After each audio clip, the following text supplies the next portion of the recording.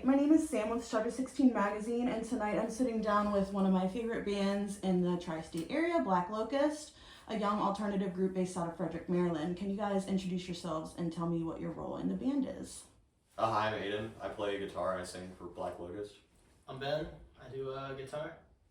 I'm Tyler. I do bass and some vocals, some backups mainly. And I'm the other Tyler. I do drums and I also sing lead and backups. Yeah, let me be straight. We all do backups in this band. Yeah, We all sing. It's a group effort. Awesome. So, what brought you guys together? I guess, Ben, remember that story Yeah. you told one time where we went to the microwave show? Yeah, that was yeah, really kind of the start. That was way back. We went to this badass show for a band called Microwave. I love my And band. your hit? Yes. They're awesome, right? Mhm. And they had a kick-ass crowd response, as they always do. And we kind of just said, like, you know, we want this. So I had a song I'd been working on, and I pulled together Tyler and our friend Cole. We got Aiden on bass, and Cole kind of stepped out. Aiden stepped up on a guitar. We brought Tyler James in, full Oh, yeah. band. Hell yeah. And how long ago was that, did you say? It's like a little over. 2 years. Yeah, 2.5 years ago. Yeah. That show was like winter of my senior year, so Yep. 2.5 years ago. Yeah. That's crazy. Neat. So, tell me about how you guys decided on the band name Black Locust. Oh Because boy, we yeah. made it, right? Yeah, It it was was, you yeah, guys. it was out of nowhere too. I mean, we were like fizzling through a couple different names at the time. It was pretty funny. We had some goofy ones, but I know like it all came about like when, cause we had like a acoustic cover band or something, and like I came up with this name a while ago, like back in like early high school or whatever, and like just like slipped my mind. Like that was just a name that wasn't really being used anymore. You know, it's just like it's still an available name. Like let's use it. And we had the It Instagram, or fit you our guys vibe. had the Instagram account. Yeah. set up Yeah, for it, and so we were able to just kind of. It worked out in a funny way because I didn't realize it, but like a black locust is like a really prominent tree in like Maryland, and Yeah. I guess there's like some kind of bug too, but like you see it like all over Maryland apparently. Do you remember any of the names that didn't make the cut? Oh yeah, there was. Oh, some God, funny I'm names. so Yeah, embarrassed. it's Toast like was the I OG. forgot Toast, about yeah. that. Hate Ministry was the worst one because I don't know why I thought it would be a good idea to sound Yeah. like a band that's way heavier than we are. Because originally we didn't want a name because a lot of bands kind of create the image before they have the music, especially down here. It's a very, because you want to have something that succeeds, and so we were pretty adamant on no name, just That was a writing. good point. Yeah, and then we didn't eventually, solidify something for a while. yeah, when we were ready to go pro with it, we were like, wait, we actually need a name. So There was a point where we were all just kind of like, let's wait until we find like lyrics we come across. Exactly, Like, Yeah. You know, I think we do all of our working titles were working titles, but they were Yeah. still goofy as fuck we still use working titles sometimes, right? Don't we? Oh yeah. all the time. Yeah. Songs. Absolutely. Awesome. One of my favorite songs from your self-titled EP is That's Why We Call Her Becky. Can you guys explain the meaning behind that? And is Becky a real person? Yes, she Oh, is. yeah. She is. And it has no like undertones or anything. It's really just like a goofy song we wrote. Like I wrote the lyrics for that, kind of just like writing lyrics that would rhyme, and some of them actually ended up being kind of like cool. Like I like she sleeps on a pillow that's made of broken glass. It means jack shit. It was essentially a goofy song. It was that line literally makes fun of Even Flow, like rests his head on a pillow made of concrete, like. yeah. But it's about my friend's super badass mom who like comes down and like one time she just sat there and told Nick, who my buddy Nick is a piano player, and she just would sit and drink wine and just tell her about how badass like Nick was, and tell everybody that, oh, I love Nick, I love my son. And also Nick hates it that I wrote a song about his mom, so that's really why I wanted that to become something. So Smoke a little of that. It's pretty cool. That is not what I expected at all. it's badass. I love that Yeah, story. she's a cool mom, you know. Yeah, she's wicked. That's awesome. What does the creative process look like for you guys, and how collaborative is it? I mean, me and Aiden, like, we write a lot of the music, but we don't try to do much without bringing it to everybody and kind of seeing what the feel is and everything. And Yeah, like, we like to have everyone sort of add their own touch. especially because it doesn't really become the song until, like, everybody figures out their parts, and, like, every once in a while, I mean, it's all, like, part of rehearsing. Like, we'll jam, you'll come up with a cool bass fill. Or I think there is necessarily a process. I think it's kind of just random, right? No, There's I mean, schedule. It's yeah, a lot of usually it's starts changed. with one person's idea, and we all kind of build on that. I guess the best way we can say is we come up with a riff and we spend 2 or 3 like hours, it seems like sometimes, just trying to figure out, is this the verse or the chorus of the song? But once we figure it out, like, we kind of get it, you know what I mean? I'd say. So Cool. So, how would you describe your band's music style to someone who's never heard of you before? And are there other artists that inspire your sound? It's a good amount of inspiration, 100%. A lot of people tell us like, or they don't say it because that sounds egotistical as hell, but like people will be like, that like sounds a lot like 90s alternative. Like Yeah, we kind of which shoot was for the the Alice goal. in Chainsy. Yeah. I heard like, Alice in grunge. Chains the other day. I was Big- in yeah, the big into Paradise grunge. Place, and they Yeah, said yeah. it sounds like Alice in Chains. And I was like, Hell yeah, that's awesome. Yeah. Yeah, and I feel like it's just to like boost the energy too. Like a lot of our songs, like we try to move around a lot, Yeah. like during the shows and all that, and Mhm. get the crowd into it. Yeah, I think like another thing is sort of, I mean, at least for me, I want to kind of find like this nostalgic sort of sound in our music. It's like, I mean, obviously every band wants to like find a new sound or whatever, but it's like just want to sort of capture like kind of that grunge scene in a way. Cause it's weird. We like the music we write isn't necessarily like the themes under it are indicative of what we listen to, but like he listens to a ton of Beach House. Like we go into his car, Yeah. it's Beach House and Joe. I don't know if that's how you say that, but Joe Yeah, Joe Joe. Keeney, right? Mhm, That's how you yeah. say it. DJO. Yeah, DJO. But then like it's also I love the Beatles. I'm a huge Beatles head. I love Yeah. 80s synth pop and like 90s alternative. You're a huge like classic rock Kiss Yeah. guy. We're certainly trying to Yeah. infuse more like psychedelia, I guess, in a way, Oh, Yeah. in our music, you know, especially with this next sort of Yeah. round of songs, you know. Yeah, but still kind of give it a hard edge, you know. for sure. I definitely noticed like a change up with the new Awesome. single. What is your guys' favorite show that you've ever played? Tally-ho. Yeah, yeah, for sure. But it was the Burnout. second time we did it.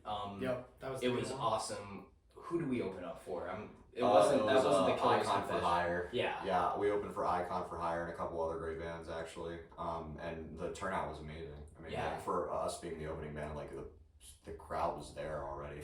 And we're like, you know, Yeah. I don't want to make it sound bad, but like, you know, when you go to a show like Tally Ho when you're used to playing like 611, it's a great stage and the sound guys like know what they're doing. Not saying that they don't anywhere else, but that's like their house sound guys, you know. Yeah, They do that all the time for a living, so super comfortable on stage. And then the audience came up, listened to us, and we even got like responses on Instagram. We got like 30 new followers out of a crowd of like 150, 200 people that were just there for the very first opening act of the opening act. You know what I mean? So it's Yeah. like that was easily the it was out of nowhere too. Like the show was just kind of it seemed like a blip at the time. It just like came up. Yeah. Yeah. Well, it seemed like a blip until we played it, and then we all Exactly. got off and we were like, yeah, that was pretty badass. That was Yeah. a really good feeling. Very So, fun time. Yeah. I feel like we also knew like what to expect too. Like Yeah. the second Yeah. time around, because we played there a couple months beforehand. Yeah, it's, Something it's like that. exciting because So- it's also just not in Well- our area necessarily. You know, I mean, Tally was like in Leesburg. You know, That so was it's the like- first Black Locust shot for Dad Pass, so that one was Yeah, definitely yeah. my. I think Right. that was Yeah. right. Mm, That or 611, but that one 100% felt, you know. Yeah, I it got to felt show them really like the good. green room and everything, the Right, show right. beforehand, and then you know, so that was pretty badass. yeah, I'm saying. Yeah. I'm glad we could go there. Yeah, Tally was definitely a big deal. That's an awesome Yeah. venue. Yeah. So speaking of shows, Black Locust just played their first show since January at the Garage in Boyd's, Maryland. Please tell me that you're putting out some more show dates soon. Absolutely. Absolutely. So we got a couple garage shows actually. Funny enough, we're definitely lining up more stuff like late summer, fall. You know, we're still trying to record and whatnot, so you know we're sort of skimming down the shows a little bit. But we got a garage show July 20th, and then we got a garage show August 3rd, and then I believe there's a potential show brewing August 10th as well. But you know, more dates obviously. will be That one's gonna be the dropped. whole, right? Yeah. Yeah. That's gonna be good. They're a little few and far between, just because we're still like, I mean, we're still in the process of, I guess, Yeah. new singles coming out soon. So Yeah, we're trying to branch out more too. Obviously, this Yeah. time we want to go to like DC and some of these other areas. You know, we haven't really hit yet. You guys just released a new single yesterday titled Out of Mind. Tell me about it. How long has this song been cooking? About a year. yeah, it's been Almost a year. Um, Something like that. Definitely. yeah, that song. Remember, it just started with like the initial riff, right? Yeah, it started off with the intro The riff. first riff. We were messing around with it, Yeah. and then Then I don't think we touched it for like I months. swear and then it came was back to you it. who came up with that verse riff. You were messing around with something, and Nah, you were like, "We yeah. should do. What if we did something like this?" You know, like it Yeah, was, you were started off part on of that bass. for sure. Yeah, we were just fucking around with it. And then you wrote the chorus. Yeah. So that was like a group, and then he wrote like the harmonies and the verses and everything, and then that like super cool like lead line you hear at the end of the last chorus when we're doing that 3-part harmony. That's their vocals and his guitar part. And that song, how like derogatory are we allowed to get in terms of theme? Go for it. Okay, that song's about like a bad mushroom or acid trip, really. Yeah. I'm known for having a lot of them, so yeah. Yeah, we had some Every time. experiences. You know. Every time. Gotta babysit this guy. Every single one. Yeah, we all have different perspectives, you know. Yeah. Who trips it. Yeah. I'm usually You fine trip. after like 6 hours. Yeah, exactly. So usually not far behind a single release is an album or an EP. Do you guys have a release date, or what kind of details can you spill about that?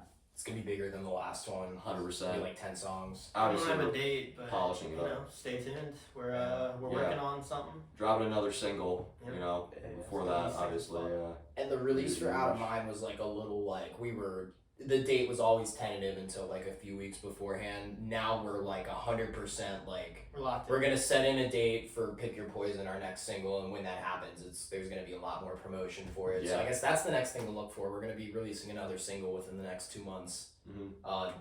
Pick Your Poison. I almost said Out of Mind again. Mhm. Pick Your Poison. Yeah, we're releasing Out of Mind twice. Yeah, So, like, it's gonna be in reverse. Yeah, It's gonna yeah. be great. Everybody's gonna love it.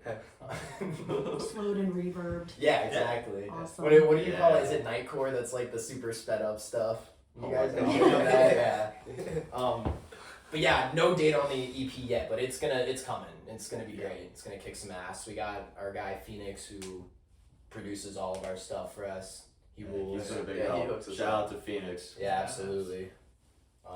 We had some producer issues earlier on. But Yeah, that put a halt in our stuff. yeah, it took us like almost 2 months, 3 months to get like the main things for this song recorded because we just couldn't line up times with stuff, and it was just a whole big ordeal. But we got it. So. Yeah, we were really trying to solidify like sort of a better drum sound, mainly, you know, Yeah. and just figuring that out. We, funny enough, did some of Out of Mind at my house, and just tracked in my home studio, and then really Phoenix did most of the mixing and just cleaned it all up for us, made it sound beautiful. And all the drums on this EP are at Omega Studio. Yep. That's Yeah. where we're recording them. Yeah. All of like so Out of Mind was Omega, and then we're recording it in halves. The first half has already been done, and the second half we're gonna try to go back to Omega for that. We like consistency when it comes to like Drum little tone. projects. Yeah, Tones in general. I'm a super bitch about that. With our next project, I think it's noteworthy to say it's more conceptual.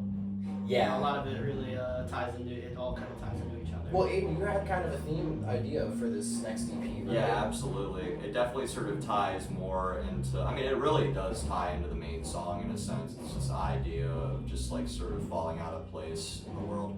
It kind of, it changes with every song meaning in a way. I don't know, sometimes it's like a relationship or, you know, really a family matter or something, you know, it's just like anything. It's kind of like making you feel just like kind of out of place. I don't know. And that was kind of just like that Out of Mind song, sort of like our first example, if you will. Just sort of like. Yeah, it's kind of a different take on it where it's Yeah. like, I mean, everybody who's done psychedelics kind of knows that feeling of a bad trip where it's like you just feel like you're running out of something, but you don't know what it is. You Yeah. feel like And you're the run con- out of it and then you're gone. Even forever. like after, on certain moments, like after it just like sets you out for a minute, like you're just not like, you're not there for a second. I don't know, like you wake up the next morning or something. It's Yeah. like, you're so dead, you know? Yeah, I don't know. Well, that is all I have for you guys. I want to thank you again for sitting down with Shutter 16. Yeah, thank you for thinking of us. Yeah, Seriously. awesome. Yeah, we appreciate Absolutely. it. It's been epic. All right, that's a wrap.